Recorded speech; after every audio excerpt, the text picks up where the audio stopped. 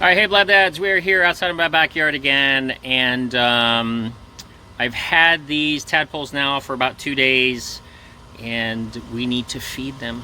They have got to eat, just like everybody else. I'm going to turn around. They're all the tadpoles. So I guesstimate there's somewhere around 200 of them in this small little container. Okay, now we're gonna feed them with this. It is lettuce, boiled lettuce. So I looked it up on YouTube, and as I was exploring on how to feed these tadpoles, I introduced it to our smaller fish bowl. So I boiled them, and now we're gonna feed this to our tadpoles. Okay, so are you guys ready? It's feeding time. You're gonna see something that I never thought would happen. They would eat lettuce, which we eat. So here we go. It's time to eat the lettuce. I'm gonna introduce it like this. Okay. Then let's let it float. And then watch as they start to go after it.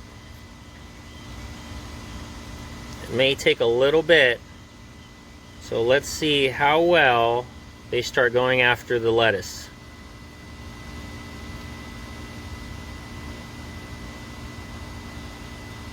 Now, why lettuce? Well, lettuce in itself is a very, very easily digestible vegetable, but I had to boil it first because it makes it much softer for little mouths such as these tadpoles to eat.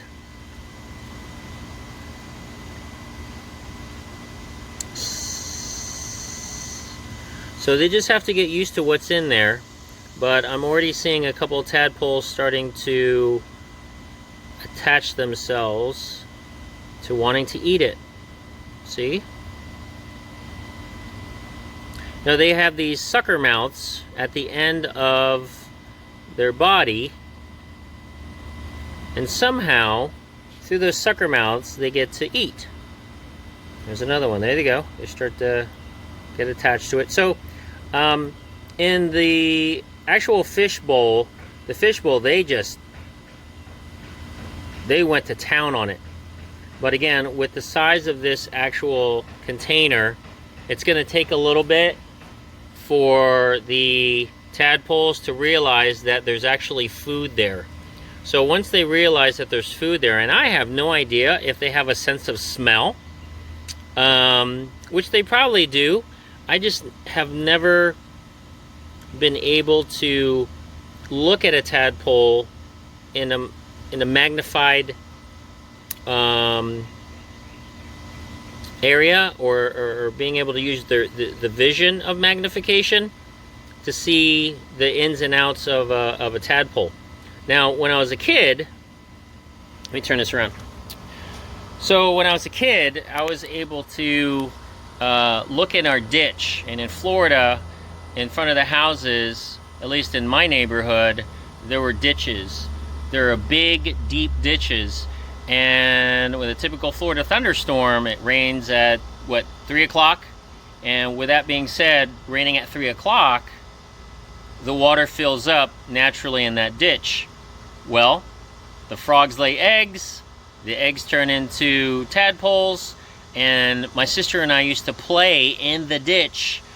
The water was hot, just because it's in Southwest Florida.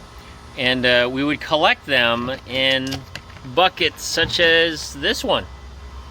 A whole slew of them. So we would play with them and watch them, and they were big. They were some big ones compared to the ones that you see here. And it was very fun to be a kid and just play in the water and catch tadpoles. And eventually, we never really saw them turn into frogs, which they did, obviously. But now we get to see it through our eyes here on the back deck. So if you've ever done anything like this, where you've collected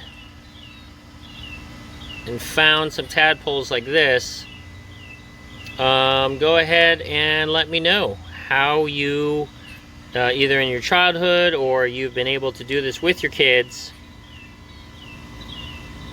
how fun it is to collect and watch them grow in the frog life cycle.